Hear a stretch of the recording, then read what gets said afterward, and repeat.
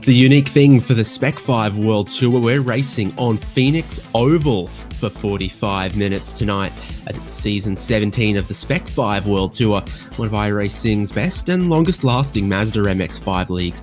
Always super competitive. We're enjoying this new season.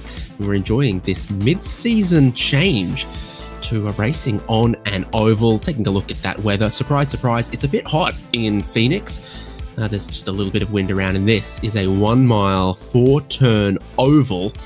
They're going qualifying now. David Haynes with Reese Gardner, Michael Derby on the production as we bring you round 7 of Spec-5 World Tour this season live. Absolutely. This is going to be a very fun round here, David. Phoenix Oval, of course, from 2008, no less.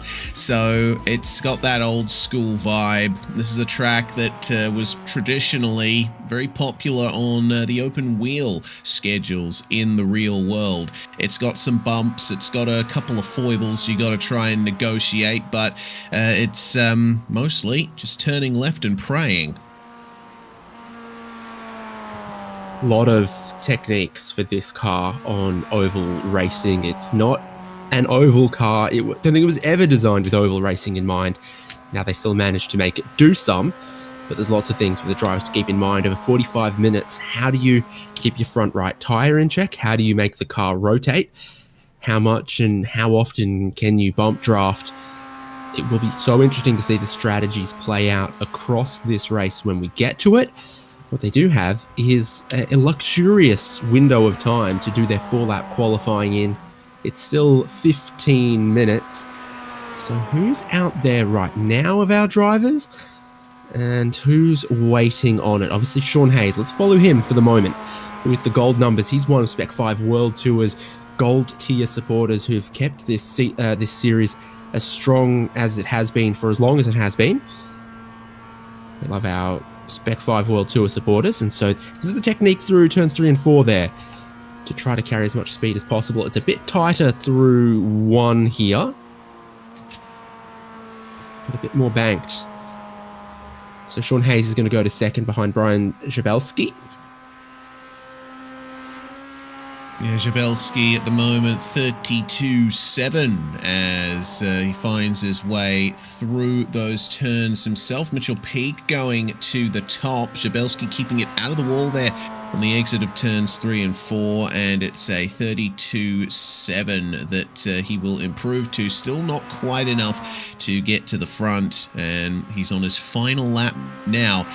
It's all about that technique, I think. I mean, turn 4 is important, of course, but I think turns 1 and 2 just as, if not more important. A tighter corner to start this lap, and it's almost like you're climbing a mountain on your way out of that first turn. You can actually take quite a bit of speed through it. You just got to be brave.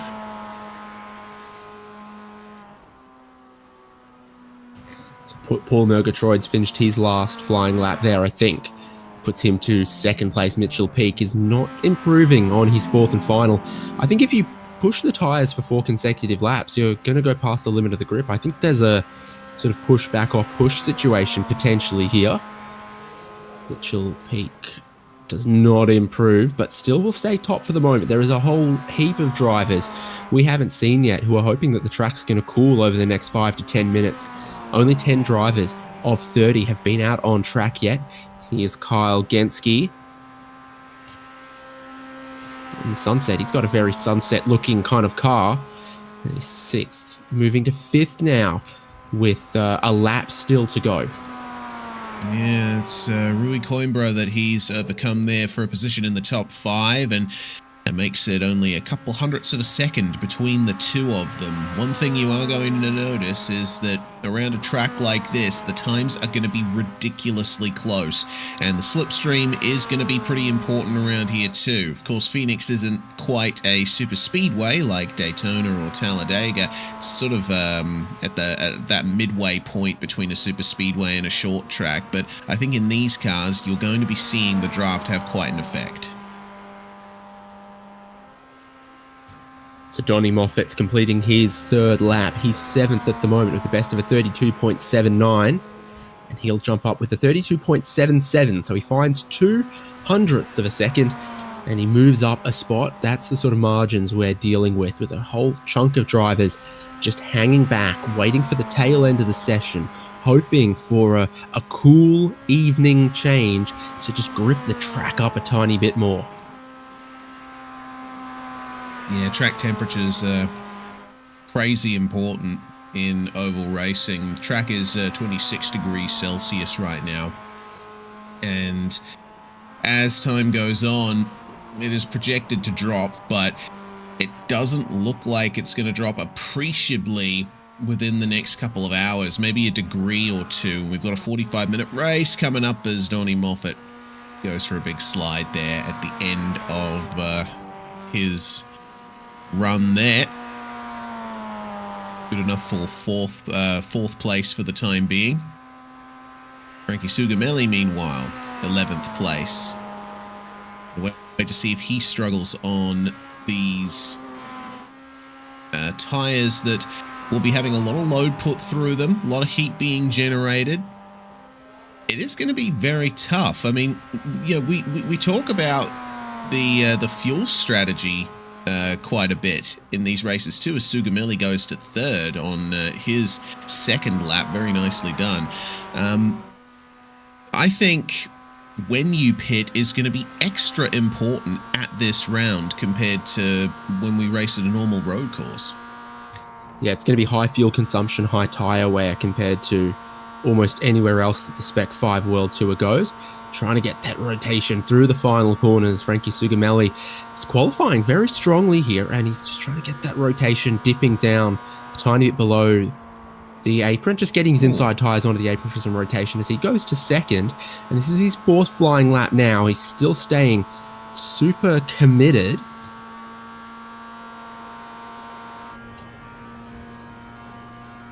I'll tell you what, he's been steadily improving over this run.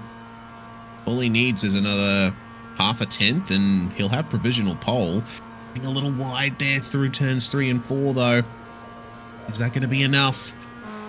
Crosses the line to get a 6.77. That's 2,000 slower than his fastest lap. He almost had a chance there of overcoming Mitchell Peak for pole. This is going to be another interesting round as well for the open class drivers, because I think we're seeing that there's a few of them that have figured this out. Because Frankie Sugamelli, an open class driver, we haven't seen take a win in open class ordinarily, but now he's second on the grid here. And there's certainly plenty of open class drivers that maybe don't have the same outright speed, but can keep their nose clean, as evidenced by an open class driver leading the Mr. Clean points at the moment. And this is a race where I think keeping your nose clean is going to be a challenge, but be very rewarded if you can do it. Geordie Fike crosses the line, completing a lap that is not an improvement, and that was his fourth lap, I believe. He sits ninth at the moment, but you've got a lot more cars starting to come out now in the back half of this session. And Lincoln Fox goes to pole. 32.609 for the number 43. And that's a solid couple of hundredths faster than Mitchell Peak's time that has stood for the majority of the session. So with a bit over half of the drivers having set times now, looks like we're going to be having a very interesting session as things continue on. Lincoln improves further to a 32.5. That's quite significant, actually. I mean, he's only a couple of tenths off what he said in practice, and that would have been with a slipstream. So Thomas Fisher's the reigning champion. He's taken a bit of a break from Spec-5 World Tour, but for some weird reason, an oval race has him back. And he's qualifying right now, 32.794 on his third flying lap. Has he backed off a little bit to cool the tyres for the fourth one, or is this the ultimate of his pace? He sits 11th at the moment.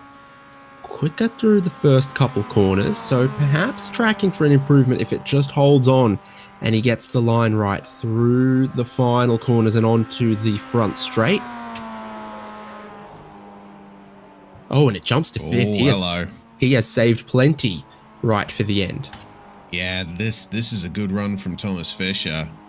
And it looks like that's going to be his run done. But top 5, certainly nothing to sneeze at upon his return to the series. Michael Coates, meanwhile, out on track at the moment in the middle of his run. And that's a 32.9 on his second lap. A mere 10th behind, Eugenio Pollicci putting himself up to 18th spot. We have 20 drivers having set qualifying times thus far.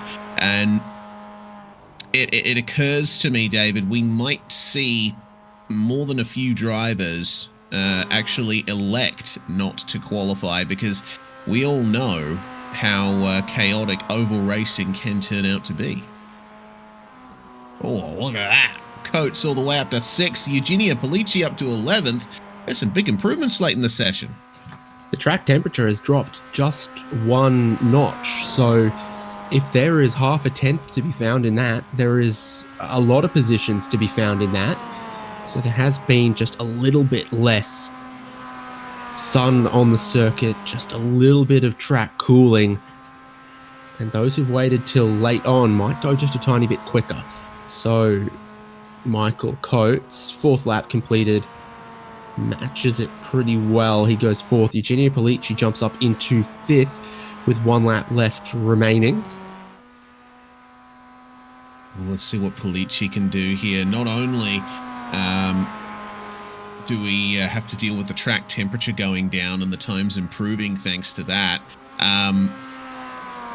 you're building momentum constantly through the run at a place like this, as Michael Foltz goes to 2nd on his 2nd lap, and then Joao Hedler, championship leader, gets up to 2nd spot. Pollicci managing to go 5th. Coates ultimately only able to manage 7th on his run.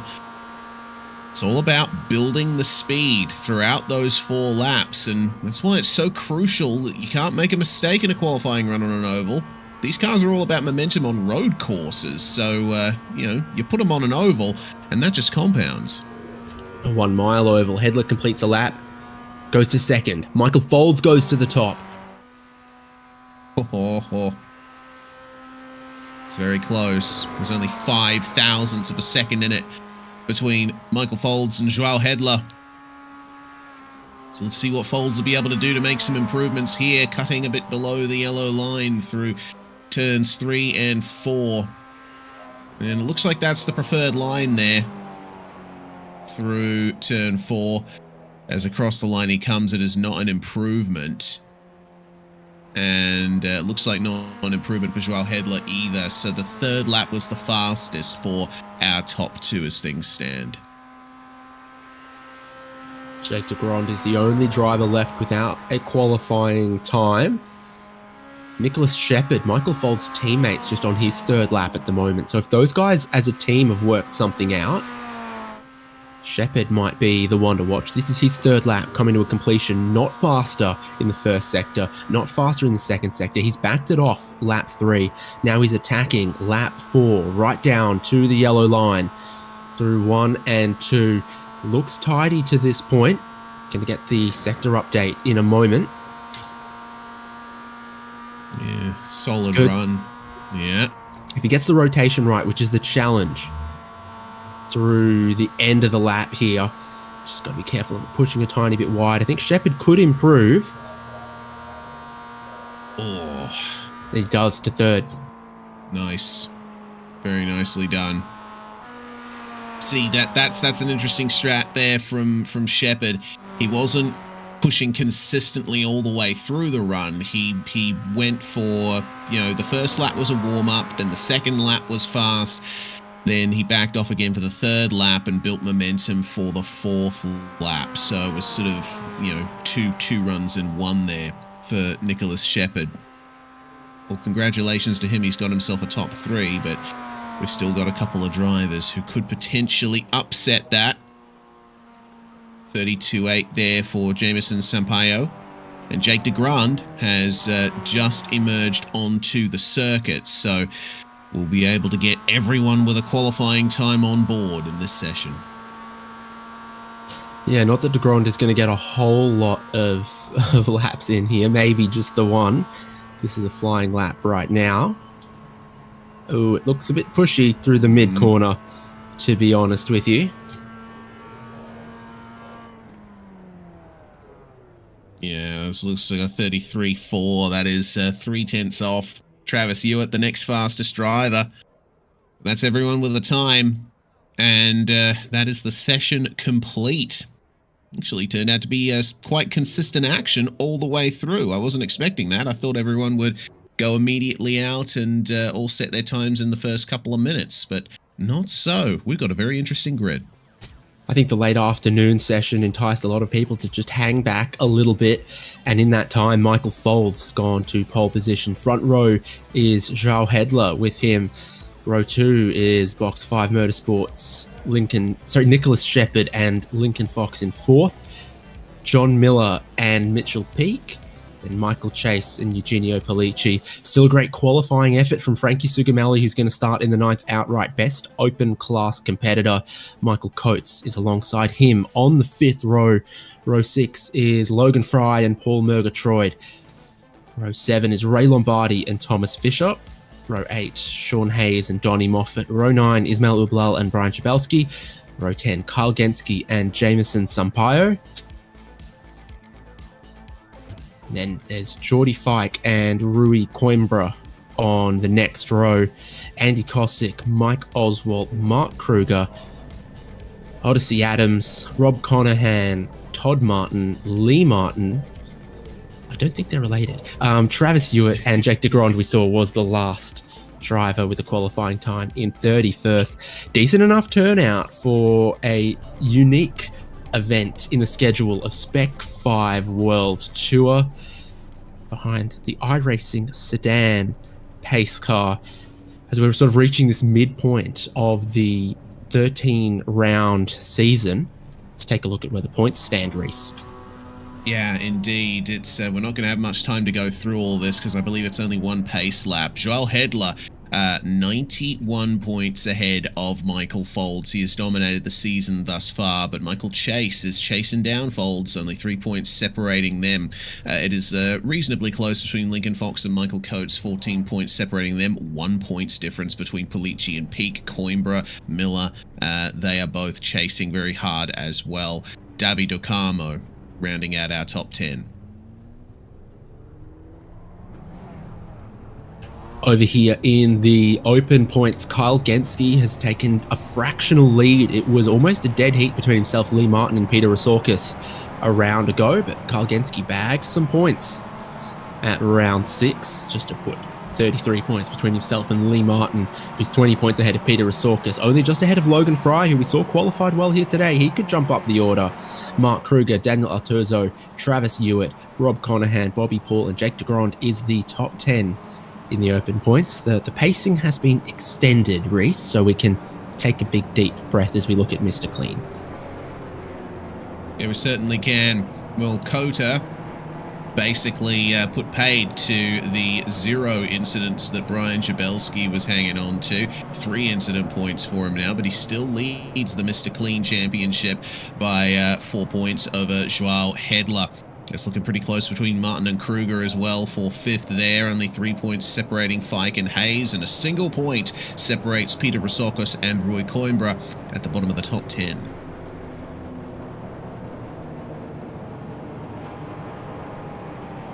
And the schedule for this season of Spec-5 World Tour.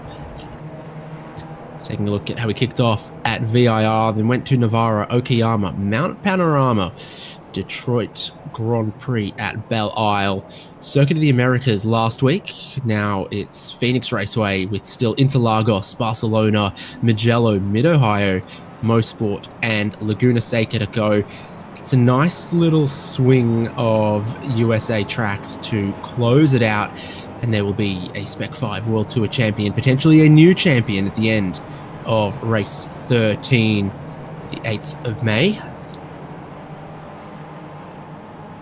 So they're on the second pace lap. We're soon to get racing. Beautiful conditions. The sun's going to get really low over the horizon. Track lights are going to come on towards the end of this one. Pace car heads to pit lane, and the front row is ready to go. Michael Folds on the pole position. Joao Hedler about a car length back off of his outside. Donnie Moffat, the first driver to pull out of line in the midfield as they dive into the banked turn one. A few drivers looking for some grip up on the high line. Brian Jabelski, Lincoln Fox looking to carry some momentum up high and onto the back straight. Yeah, it looks like a clean run through the first couple of turns. I saw a bit of smoke getting thrown up in the midfield. There might have been a bit of contact there, but it looks like they've escaped it. For now, at least. The drivers on the outside here through turns 3 and 4 could get a bit of an advantage. They need to make sure that they don't hit the wall on the outside, though. Leading the end of the first lap is Michael Folds, with Shepard gaining 1 spot. Frankie Sugamelli and Logan Fry losing spots on that first lap. It's 5 spots up for Odyssey Adams, Todd Martin, and Travis Hewitt further back in the field. So let's see if they can pull up a charge here and take advantage of that slipstream. They might have to wait for the field to spread out, though, as Miller and Peak race hard through turns 3 and 4. Miller just ahead at the turnout point, but Peak on the inside might stand a chance of getting back past here at turn 1. The top 4 already starting to draft together. Inside lane made some gains on that race start with how Joao Hedler was just hanging that car length back. It's let the teammate of the race leader, Nicholas Shepard, jump up. So it's 2 Box 5 Motorsports drivers leading the way at the moment, with the championship leader sitting in behind them in third. We've gone single file, but beginning to compress up once again. We'll see how long this goes before some drivers need to start nursing their tyres potentially. Might have been Michael Coates gone a little high and wide of the exit. Moffat's in the wall. Donnie Moffat, he couldn't get out of the wall there. He stopped. And unfortunately, that might be the end of his run there. It was contact with Ray Lombardi through turn 4. It sent Moffat into the wall and unfortunately couldn't get out of it. Might have damaged his suspension somewhat there. So another lap completed. Michael Folds still leading this the whole way at the moment. The fuel savings to be had in behind must be astronomical. Yeah, that's something that I haven't thought about, actually, is that this track probably has the greatest potential for fuel saving of any circuit on the calendar. Because you're stuck behind someone, you can just lift off and follow them. The slipstream will pull you along regardless. And so drivers in the midfield in particular, I think, could be an outside threat here. Michael Folds at a disadvantage. He's the one punching the hole through the air for everyone else. Saw Michael Coates trying to have a bit of a run at Eugenio Pellicci, and then they've spaced out a little bit behind that. Lincoln Fox is looking for third down the inside of the final corner. So after just a lap or two of settling in there, now on lap 6, we're starting to see a bit more side by side. We're maybe starting to see some drivers who haven't managed their tyre temperatures beginning to struggle. And this is Joao Hedler on the back foot. Round the outside, he looks to be flowing a lot of momentum though. So you can get alongside down the inside, but then maybe struggle to pull off the corner and then just lose your overlap through. John Miller thinks maybe Lincoln Fox has become a little bit vulnerable here. Yeah, the problem with trying to go for the inside around here is you're turning a bit more. You're putting more energy through those tyres, and Lincoln Fox is probably overheating his tyres at the moment. So he's going to ultimately lose a bit of pace. He's going to tap the brakes ever so slightly into turn 1. And that's going to allow him to stay ahead of John Miller. But you saw that Hedler defended that last lap very nicely. Took the outside line throughout turn 1 and 2, and that can be the faster line depending on how you take it. Is that a brand new set of tracks through the grass there in turns 3 Yeah. and 4 on the infield? Okay. I don't know who that was. Noting that Logan Fry has gotten to the lead of Open Class ahead of Frankie Sugamelli. Kyle Genske, leader of that division, running third. So the championship-wise, Kyle Genske, we saw out to the lead of 33 points. He's third on track at the moment. This is Eugenio Pellicci and Mitchell Peak side by side. Lincoln Fox side by side for third there. So we're opening up 2 lanes now by the looks of things. Yeah, still, I think the drivers on the inside line are going to have a very tough time. If you want to actually get this move done, you need to be aggressive. And Fox absolutely fires it into turn 1. It looks like he's just going to get ahead of Hedler by the time they get to the exit, but he doesn't have much in the way of slipstream. Hedler was able to pick up the draft of the top 2 coming out of turns 1 and 2, but Fox has got some help now. Looks like we're going a bit 2x2 here for third on back. Yeah, a couple of lanes opening there with John Miller to the inside of Mitchell Peak now. Eugenio Polici and Michael Coates were side by side for a second. I'm going to guess it might have been Andy Kosick that left those tyre tracks.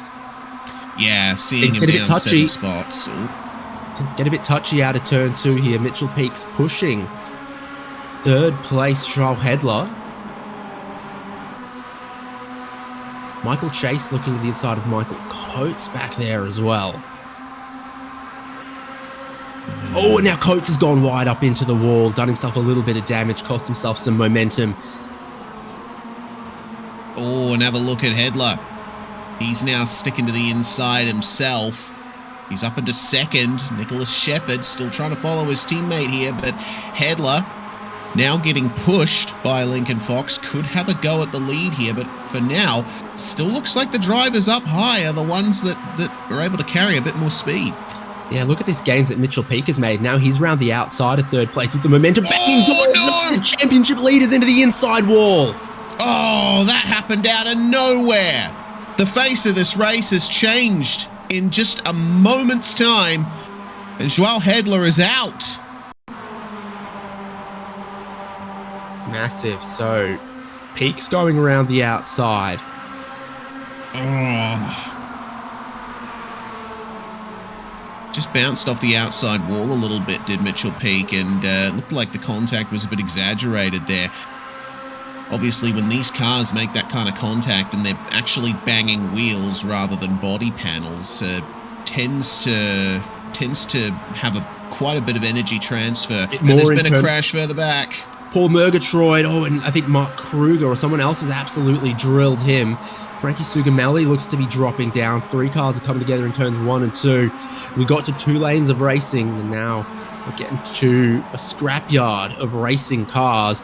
Kyle Genske and Paul Murgatroyd get into each other. Sugamelli gets spun around there in the blue car. And who's the third? Wow. White car. I'm not exactly sure Jake who that DeGron? was. Might have been. No. Sorry, Jake.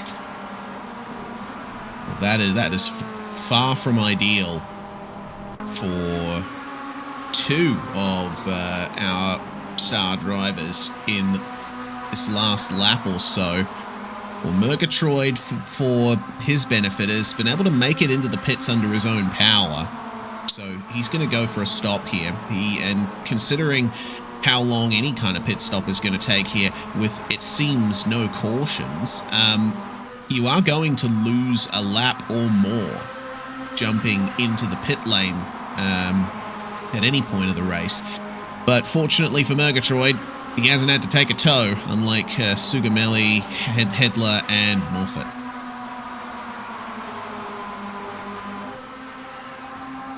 So the open class battle through all of this, moderately interesting. Logan Fry's gained a couple of positions to the 8th outright, so he's sitting right in the middle of this. Kyle Genske just behind him, somewhat involved in that last incident. And then third in class is Travis Hewitt, a long way further back. So just this top 2 of Fry and Genske are looking set for a decent points haul here on the oval. I note that the pace of the race has dropped back a little bit. So the fastest lap of the race is a 32.4. That's what Michael Folds and Nicholas Shepard were initially doing. Very quickly, it dropped back to 32.6. They sat at that pace for a while. Now it's just gone 32.8, 32.9 for Folds and Shepard. Hard to know what extent of it is them fuel saving, what extent of it is the tyres beginning to cry enough. But I think maybe they've backed this pack up just a little bit. on some kind of fuel strategy, just sort of a 1/10 of a second per lap here, and it's really leading to that sort of 2-lane racing from third on back.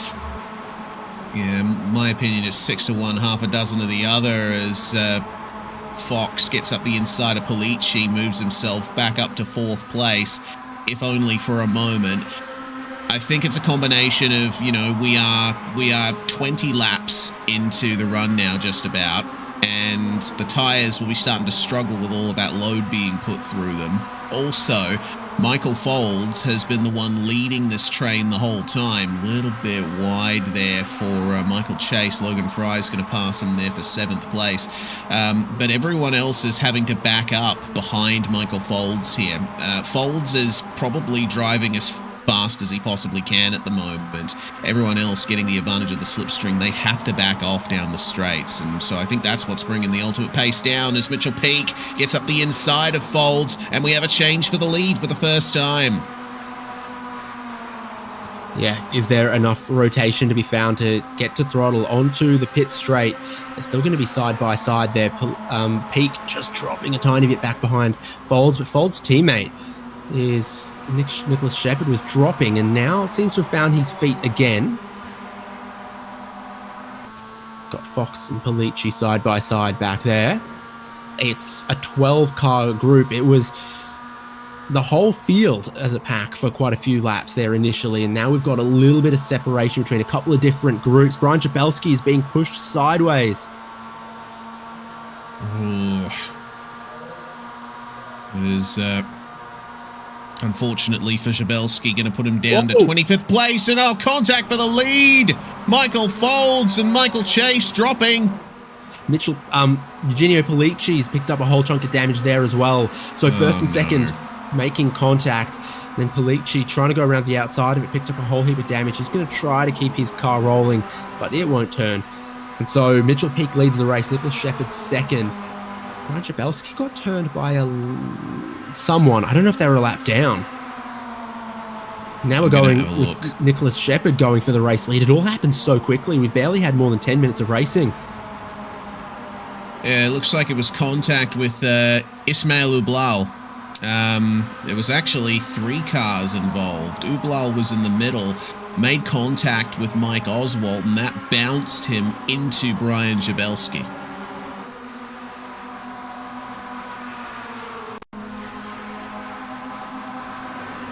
And this is it right here. There's the bounce, there's the tap, and Jabelski gets T-boned. He gets taken sideways along the racetrack for a good quarter mile there. This is the race lead, and it's live pictures. Mitchell Peak still to the inside of Nicholas Shepherd, carrying momentum on the high line. As we've seen, there's just a little bit more momentum up high. Cars that get to the inside aren't really able to, slide job or make a move like that. It's not that sort of a short track. It's a full mile. And John Miller back behind them in 4th. Logan Fry, 5th. Carl Genski, how is he back in 11th? Crazy recovery there. Mitchell Peak does have the race lead now. Yeah, they're starting to come up on some lap traffic. Rob Conahan, the first car that they're going to come up on. Now, in oval racing, blue flags are advisory only. You are not obligated to let people by. And so this could be a blessing in disguise for Mitchell Peak and Nicholas Shepherd, because they'll get a bit of slipstream here off the lapped car. Well, there is quite a bit of pace difference, so the advantage is only slim and fleeting. Conahan going to stay wide to let our leader through. Oh, cutting down a little bit there. In the exit of 4, Nicholas Shepherd having to back out a little bit, but now he has the slipstream. They're all going to go to the inside here. It's a difficult position to be in for Conahan, because you want to try and look after your own race, and you want to try and let these leaders go safely, but you got to make sure that you get your race going in the long term too. Now that he's in with this lead group, could be picking up some slipstream and saving some fuel himself. He's on the back foot, but this could turn things around for him. Still side by side with that race lead. Nicholas Shepherd's got his nose down the inside of Mitchell Peak. Really dives it into one, but then needs to woe it up a little bit. And it's that drive off the corner that's really strong for Mitchell Peak. All the way down to the inside there is Lincoln Fox. 3 wide. All the way up high is the lap down Rob Conahan. He's just letting everyone have the inside, but by rolling that outside, he's staying in it. So he's just going to be part of this leading pack for the moment. I'd wager this race is going to be a learning experience for quite a few of these drivers, you know. But I'm pretty confident that the majority of this field do not race ovals usually. It's a completely different style of racing to what a lot of them would be used to.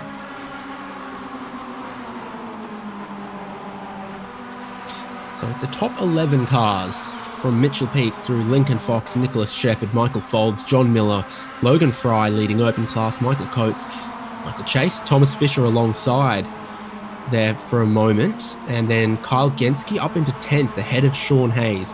So you got 2 open class drivers in this group. I think Genske's still got a bit of damage on his nose there as Fisher taps the brake quite late through the corner.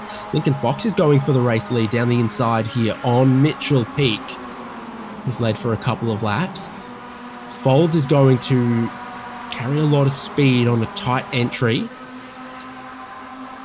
Linking up with his teammate Nicholas Shepherd again.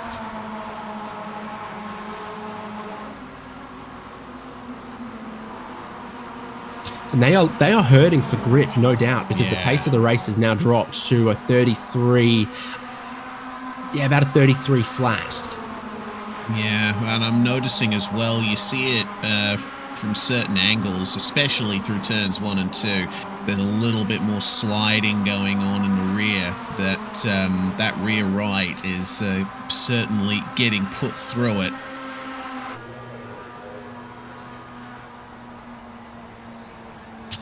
Board with John Miller. Sees Lincoln Fox move around a little bit. Sees Nicholas Shepherd look higher through 1 and 2. 2 lanes. Conahan has mostly dropped back out of this. See Andy Cosick just up the road there that they're catching as well. Oh, that's Peak. That's gotten into the wall there. Just an ever so slight grazing of that barrier, and he's fallen back down to 5th and might be aerodynamically compromised now.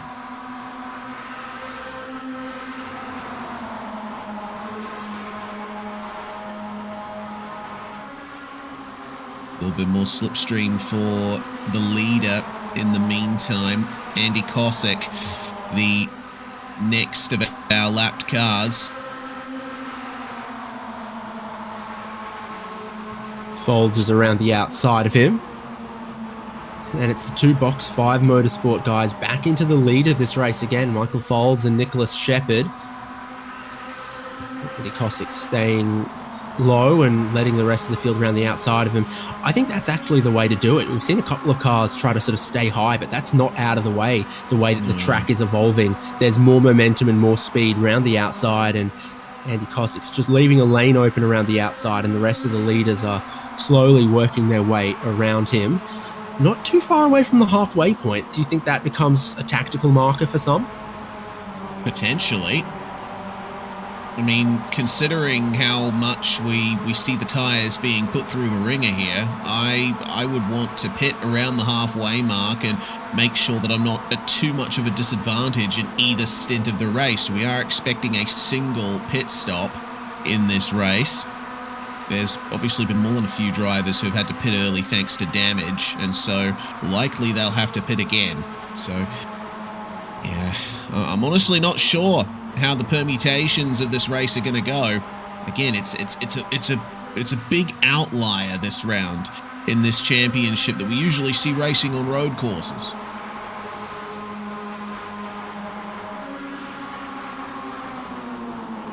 So this pack is the top 10. Sean Hayes has dropped a little bit peculiarly. Behind Rob Conahan, maybe still connected to the slipstream slightly. And then the other cars in the pack, Mark Kruger and Rob Conahan, are like 3 laps down. And Andy Kosick just going the 1 lap down at the moment. So that's getting complicated for the leaders because there's 10 of them, but 3 or 4 cars not on the same lap that are, of course, relatively similar pace. We are seeing a couple of cars stop right now. So Brian Jabelski's gone for it early. Clearly that aerodynamic damage, he's thinking, can I get rid of that quickly? And Todd Martin as well. Yeah, Martin for much the same reasons. He came in with some damage to the front end, and that has been repaired. Now, I see that Martin was getting his left side tyres changed there. I think he's gone for all 4. Well, it's a big fuel drop race, so seeing more than 20 seconds for Jabelski here, and then he's away.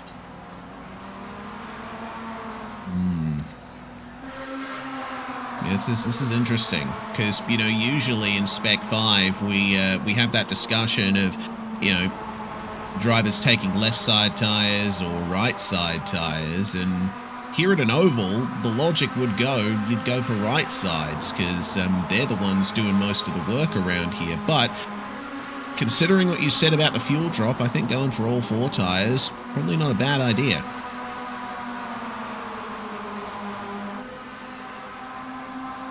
So at lap times just over half a minute, we're 2 laps away from the halfway point. So I wonder if those other drivers didn't just think that that was their get home point. I think that's the first sort of undamaged and lead lap cars we've seen pit. Everyone else is sort of towed or gone there because they're sort of wrecked out. Todd Martin and Brian Jabelski might have thought that's actually the start of a relatively narrow fuel window. Pit entry is, of course, challenging here because you've got to get down low before turn 3 and cut some of your speed to then stay tight and get to the pit entry. And if you're in a pack like this, it can be difficult to do that. Rui Coimbra and his teammate Odyssey Adams both pit. Lombardi is called that he's entering the pits as well. In he comes behind them.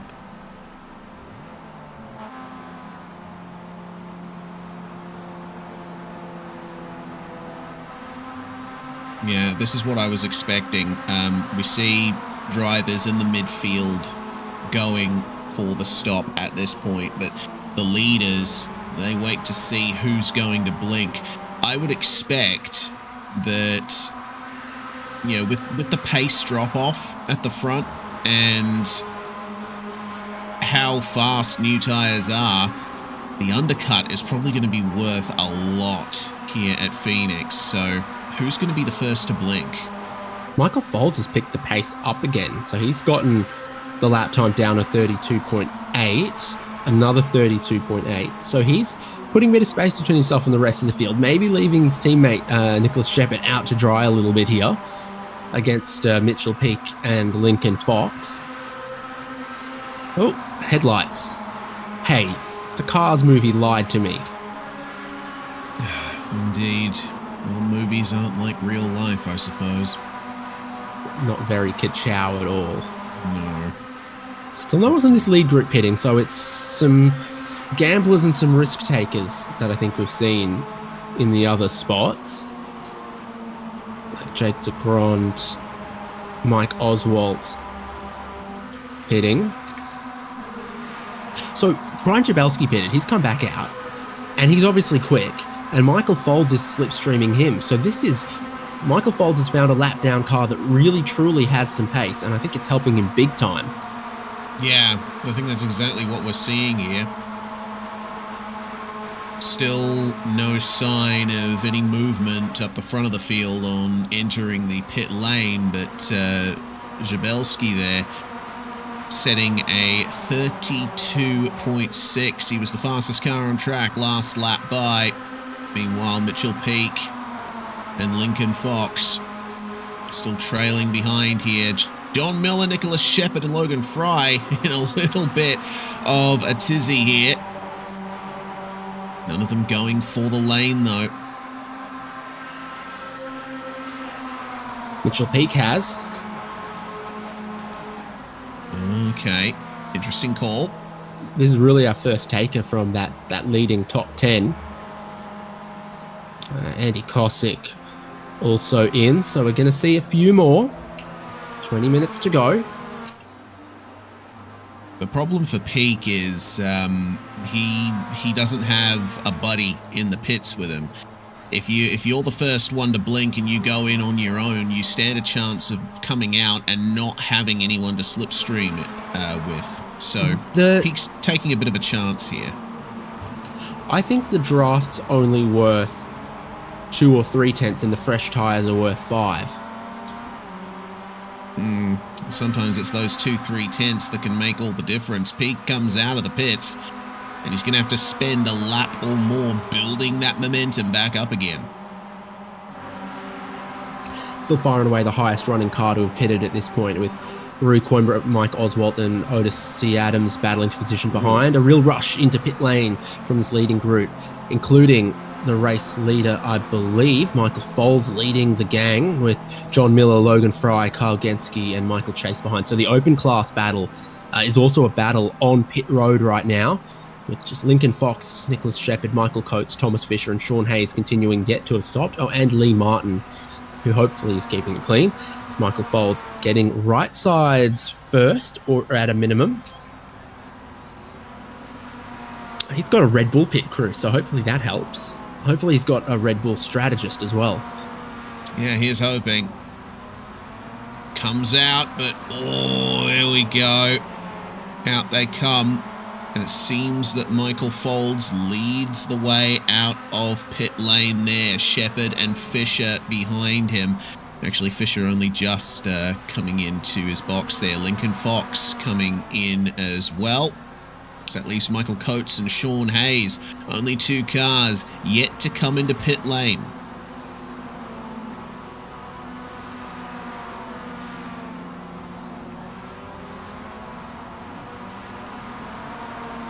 Shepherd will roll on out of here. Fisher rolls out of here. Fox rolls out of here. Michael Coates hasn't stopped yet. He's the only one. That's an interesting strategy from him. Taking it really long. 49 laps completed. 32 to go. Very quick stops from John Miller and Thomas Fisher. Coates finally brings it in. Sean Hayes in the lane 2. Miller and Fisher are 2 guys that just sat in that leading group but never led. So I wonder if a little bit of that is the go, is the strategy. Coates is in search of his pit crew, and it's halfway around the corner here in the unique pit lane of Phoenix Oval. It's a unique Phoenix road course. Have you driven it? Oh, I certainly have. Oh, there's a super serious track guide about it, isn't there? No, actually, there isn't. No. Feels like there should be. It's weird to use the oval pit lane, and then there's rallycross layouts, and it's bizarre. Michael Coates is done, but he is being, of course, a little left behind everyone else. Michael Folds back to the race lead. Mitchell Peak in second. Nicholas Shepherd third. John Miller fourth. Miller, I think, has changed to a Box 5 Motorsport paint in recent rounds, so they're having a good showing on the oval. Bit of slipstream for our leader in the form of Lee Martin, but then to the outside, Martin will go and let him through. Keep an eye on Thomas Fisher here, catching up to Logan Fry in the slipstream. Fry's got nothing to lose here, though. Kyle Genske had a long stop. There's quite a lot of separation between the two of them. Genske lost almost 10 seconds. He's not part of the leading pack. What was a leading 10 cars is now just a leading 6. Also seems like a potentially long stop for Lincoln Fox as well, who's now 7th. Had led at some points, but is not part of the leading 6 right now. That is Michael Folds, Nicholas Shepherd, Mitchell Peak, John Miller, Logan Fry, and Thomas Fisher. Yeah, so time through the pit lane for Lincoln Fox was about 3 seconds slower than our leaders. quickest time through the pit lane in the top 5 is John Miller with 42.6 seconds entry to exit, 16.3 second stop. That is fairly significant. It is on between all of them now. Bit of momentum being made up in the middle of the corner there from Miller as he catches up to Mitchell Peak, negotiating a lapped car there.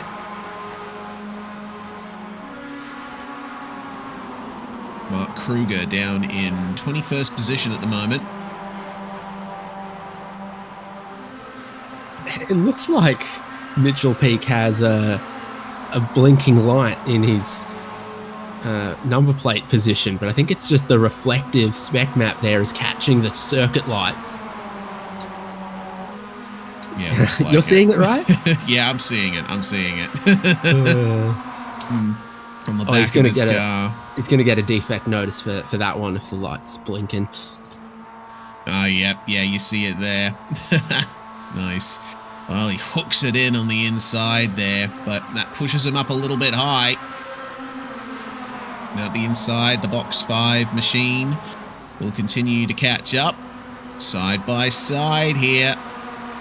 Rob Conahan's again holding a low line.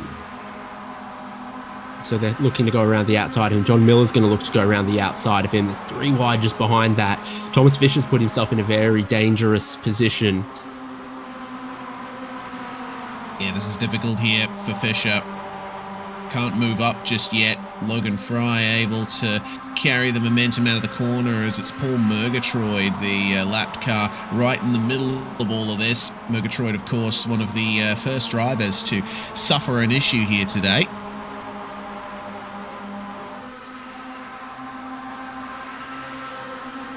This race has absolutely flown by. We're coming up on 13 minutes to go. Not tempting you to take your MX-5 to Calder Park Raceway or Wanneroo or where's the Motorplex? It's in Kwinana. You're not gonna take yours down there? Well, we had some discussions. We heard some discussions amongst the drivers about how dirt surfaces this car in iRacing has very little grip. I imagine that my MX-5 would be the same at the Perth Motorplex, largest dirt oval in the Southern Hemisphere. Only dirt oval promoter with any common sense in the nation, it seems. The one with free-to-air TV, that's for sure. So it is a top 6, and then there's a 5-second gap to Lincoln Fox in 7th, 3-second gap to Michael Coates in 8th, and Kyle Genske found himself leading a little pack that has Sean Hayes, Mike Oswald, and Rui Coimbra in it. That's here Oswald's purple, Rui Coimbra's red. Have they not paid for the circuit lights? How they? Are the circuit lights on? Doesn't look like it. Do they not come on if the car's got headlights? I don't know. It's interesting. I mean, this is legacy content. Phoenix Raceway 2008. So I don't know. Maybe there's no support for circuit lighting there. That's very interesting. I've only just noticed that. The track is steadily getting darker. In the words of OMC, how bizarre. This is sort of group number 1 of a couple of packs through the field. So Folds has led a lot and a long way. Got Shepherd and Peak closing in. Got Peak looking for 2nd place. Have the track conditions changed enough that the low line is the place to be? Oh, it's getting close between them on the exit of 4. Track is down to 27 Celsius.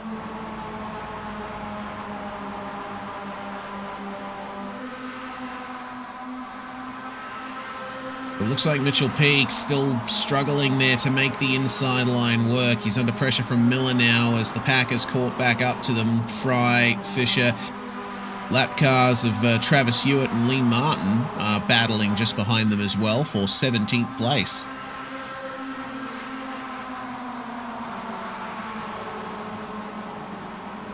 Oh, that's John Miller getting out of shape as the field checked up into turn 1. I think Folds might have lifted, Shepherd might have lifted, Peak lifted, and John Miller went, "Whoa, hang on." Dove to the inside, got out of sorts, checked up his momentum, but it looks like Logan Fry's just going to push him back up there. I'd have to look through a spreadsheet, which is, of course, fascinating live broadcasting entertainment, but this might be Logan Fry on track if he finishes in this leading group for the best outright result from an open class driver this season.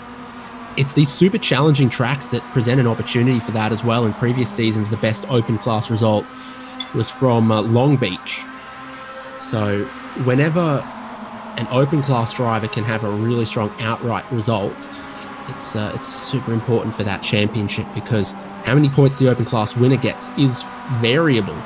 It kind of makes some races weighted more heavily than others. Yeah, indeed. And Fry has 4 cars in between himself and Kyle Genske at the moment. So the points advantage he's going to get from this race will be quite substantial. Speaking of Genske, there he is down in 10th, battling with Hayes and Oswalt.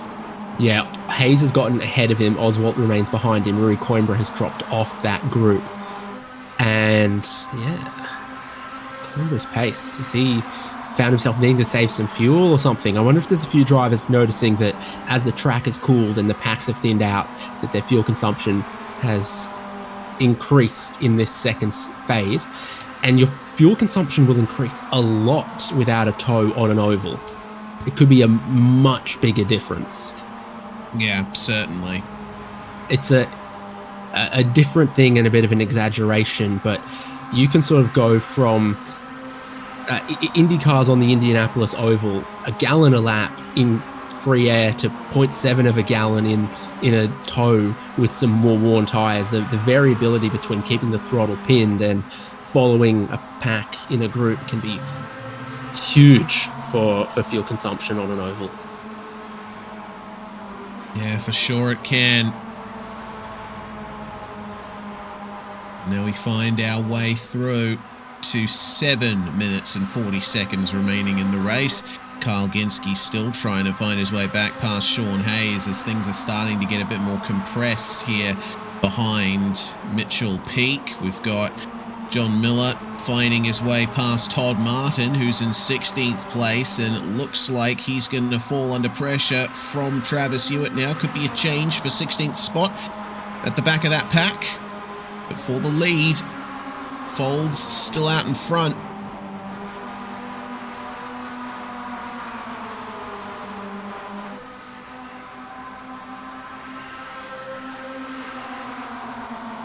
Seven minutes to go, and it looks promising for Box 5 Motorsports at Phoenix Oval.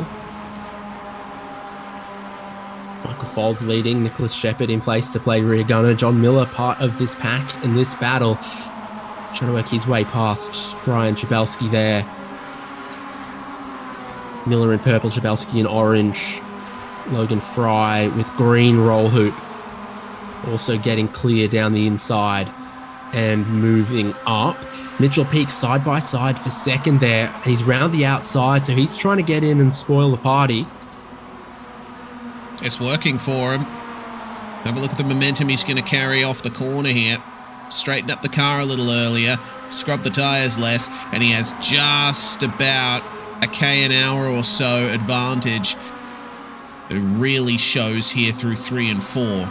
You'll see Shepherd diving to the inside here, but as soon as they get to the exit of the corner, he has to keep turning. And that's going to allow a little bit more of an advantage to Mitchell Peak. He's not quite getting past him as quickly as he'd like, though.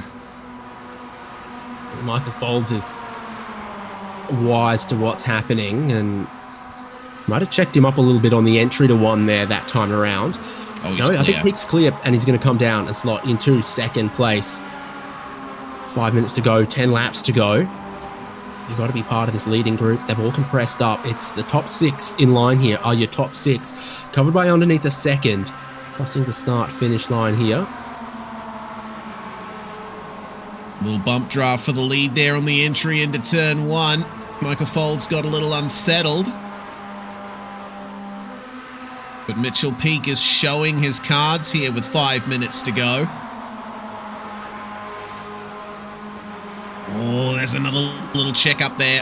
Oh, contact the concertina all the way back through our top 6. I don't know what Folds' fuel situation is, but he's definitely checking up Peak into 1 and into 3. And now that Shepard's down the inside, does he check him up a little more? Not really. It's John Miller's view from 4th. Peak super committed up high there.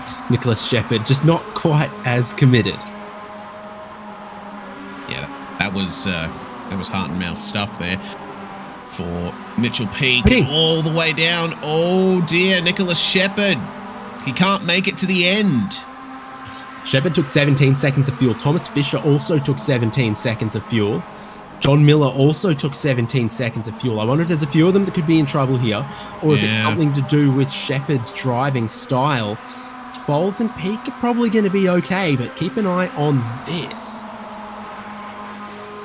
Yeah, this is a very interesting turn of events. We are effectively right at the end of the race, so we could be seeing a completely different result eventuate from this one.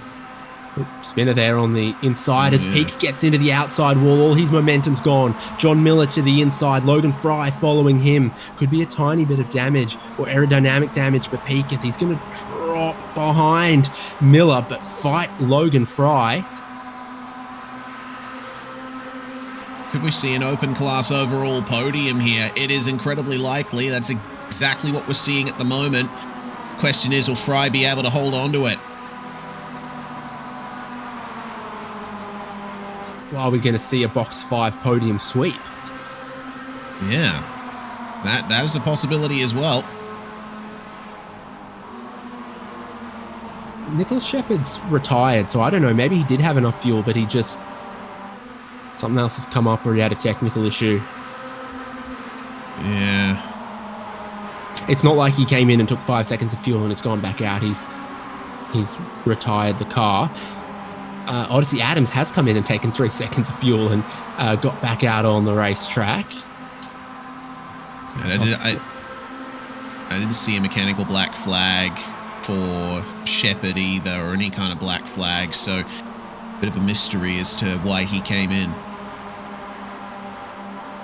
Michael Folds leads by 0.8. There's him out in the lead. Miller, Fry, Peak, and Fisher behind.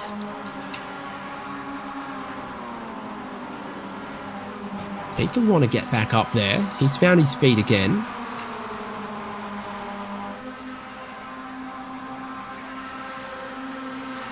He finds himself with no one to dance with. 4 laps to go. Thomas Fisher could be an outside chance here. You see him at the back of this line. He's been building the pace up. He was the fastest car in the top 5 on the last lap. It's only going to be 3 to go at the line. Here's the onboard. Look at the checkup coming into turn 3. You have to get off the throttle. It's John Miller doing massively. That. Miller's backing them up in the corner entries. Mitchell Peak knows it now. That's why he's looking to the inside. He's thinking, if you've got to roll out of the throttle again, then I'll get clear down the inside. But now that Peak looks, I think John Miller doesn't do it as much. So that's the tactics here. If they're in line behind you, lift and save some fuel. If they pull out, then you just dive deep into the corner that time around. The race leader has a 1 second lead. Not coming to the white flag just yet, but that's going to be difficult to usurp. Peak's still down the inside here on Logan Fry. Thomas Fisher could play Kingmaker here, and he's going to look to go 3 wide down the inside as those two come together. And so the nose down the inside, 3 wide for Fisher. He dives ahead of Peak. Very opportunistic move there with 2 laps remaining by Thomas Fisher. He's going to get got by Mitchell Peak on the exit though. at the inside, coming into turn 3. Oh, pushing a little bit high there, as it is white flag for our leader, Michael Folds. He's looking pretty safe there. He's got the slipstream and Ray Lombardi to have as well. That'll help him out. But who's going to finish second? Who's going to finish fourth is the big question. Look at the run through 1 and 2 for Thomas Fisher. He's clear of peak. Seems like Mitchell lost a bit of momentum there. Coming to the checkered flag, it looks like Michael Folds will be ahead, but what about behind? It's some changes of position, some changes of momentum here. Fisher! He saved his best for last. Michael Folds is going to win it on the oval at Phoenix from John Miller, Logan Fry, Thomas Fisher, and Mitchell Peak. Open class driver on the outright podium brings Logan Fry right into this championship. Man, that is great. What a result. And honestly, having an open class car on the podium, Genski there finishing in 8th spot. This was quite a race. Yeah, and Michael Folds was second in the championship coming into this. Not been a great race for Joao Hedler. I think that brings that back together somewhat as well. So for the Box 5 guys, this is... they'll be hoping this becomes an oval league going forward, because they have really profited from 45 minutes of racing in Mazda MX-5s at Phoenix International Raceway. Michael Folds trying to do a little bit of a burnout there across the stripe. We'll need to get that car to victory lane at some point.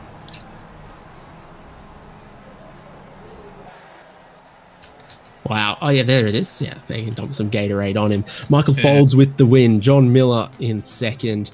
And Logan Fry, open class winner there in third. Thomas Fisher up into fourth on his return. Then Mitchell Peak, Lincoln Fox, Michael Coates, Carl Genski, Sean Hayes, Mike Oswalt as our top 10. Ray Lombardi, Brian Zabelski, Lee Martin, Travis Hewitt, Todd Martin, Michael Chase, Odyssey Adams with 2-stop strategy there that he probably didn't plan on. Then Andy Kosick, Frankie Sugamelli, and Mark Kruger.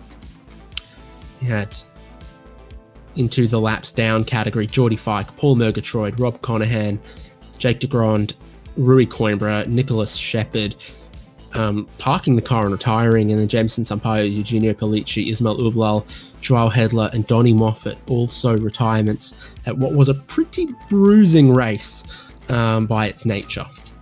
Yeah, very brutal, and that's oval racing, especially in a car that you don't often see on the ovals. Well, I gotta say, Joao Hedler should probably still come out of this in the lead of the championship. He had such a big lead, but you never know. That result, or lack thereof this round, could change things around for him a bit. Regardless, looks like we got a couple of people waiting for a chat.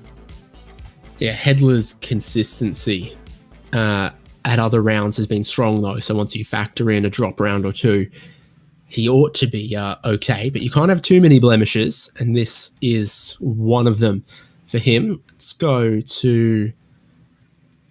Let's get you the open class winner, Reese. Yeah, indeed. Jumping on in. I can't drag them. Oh, can't you? Looks like I can. Logan Fry, joining us here, 3rd place overall after starting 11th, Logan. Looks like you played the oval game pretty well today. Got real lucky. Happy to be here. As you should be. It was a great drive, and you were certainly making your way forward in the mid to late stages of the race. How were you playing the strategy here? What was the end game? I was just trying to follow better drivers than me and avoid accidents. I got really lucky. I think like lap 10 or something, 2 guys spun out and I got like a 4X, but it was net Cody, and just got to hang out. So it was nice. Yeah, well, it certainly got interesting at the very end with Thomas Fisher and Mitchell Peak really piling the pressure on you. How do you deal with that kind of pressure in an oval race? Yeah, I not very well. I was real nervous with them. Kept looking in the rearview mirror, but got a nice little tow from John in front of me, and was able to hang on. And with a third place overall and your closest open class competitor finishing down there in eighth, that's going to be a pretty good point swing for you in the open class championship. Yeah, huge. And I really needed it because I've had two DNFs on lap one and took a vacation during COTA. So I'm out of drop weeks and, the oval was a mystery. So to get a, best result of the season here and, get some points is huge. Awesome stuff. Well, thanks very much for joining us, Logan. Congratulations. Enjoy that podium. Yeah, thank you. And thanks for broadcasting, guys. Logan Fry winning the open class there. And it looks like we have our pro winner in the box here for you, David. Yeah, well, domination over Phoenix, Michael Foltz, the most laps led, the pole, and the race win. Tactically, what's the strategy for this unconventional combination of car and track? Well, this has always been one of my favorite short. Well, I guess it's not really a short track, but it's always been one of my favorite tracks. And when I saw it on the schedule, I was pretty excited.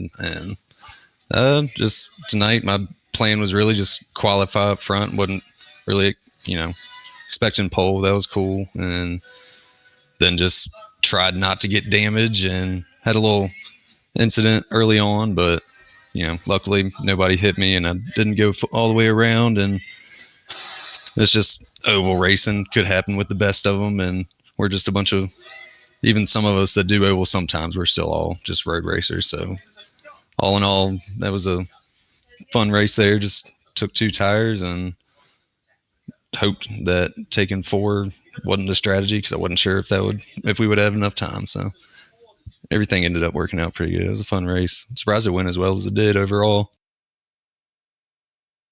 Yeah, I suppose it could have been worse. And for yourself and your teammates, how did you, decide how you were going to play it? How that dance work out? We decided going in, we weren't really gonna team up because it's a handful of us that drive together a bunch. But when they got side by side, I tried to get in the middle just to keep them side by side, just so I could maybe maintain the gap a little bit longer. And then with all the lap traffic, that ended up helping me out tremendously, being able to draft up to them almost constantly at the end. So we were talking about the championship situation. It feels lazy to bring it up, to be honest. But, Joao Hedler, he's been incredibly strong this season. He's been almost untouchable at times. But this is something else. You take the win. It's a DNF for him. It's going to close up the battle at the top of the championship with some exciting tracks still to come. Yeah, last week was a little bit disappointing. Screwed up on the last lap and would have really liked to take that win, but points-wise, this was a really good week, and Zhao's really a tough opponent. I don't think he had ever driven much, if any, oval at all, and he was right up front till he had some bad luck early and unfortunately DNF'd. But with the 3 drops, it's going to get interesting. I'm really hoping to have some strong finishes the next few weeks and close the gap a little bit more. Well, congratulations. Thank you so much. And looking forward to those remaining races of Spec-5 World Tour this season. Thank you, guys. Appreciate all y'all do. Here we go. Race winner, Michael Foltz, and his teammate taking the open class win as we have a look at the results once again. It says Miller Racing Team for John Miller, but he's definitely wearing a Box 5 livery. We'll drill into that one at some point. But luckily, Reese, we're going back proper MX5 road course racing for the rest of the season with some exciting tracks to come. Yeah, indeed. And the next round is going to be at Interlagos in Brazil. And apparently, a little birdie's told me we could potentially expect some rain for the next round of the season. So that's just going to add another fold to the action. But yeah, it's going to be a great run towards the end of the season. Looking forward to every remaining round to come. Reese, you've got to come to Brazil, and we will, and hopefully we see a couple more of the CFPM Sampaio guys come out for that one as well. It's their home track, and that's next week. He'll be here on HJBC. We're looking forward to it. Myself, David Haynes, Reese Gardner, Michael Derby. We'll see you there.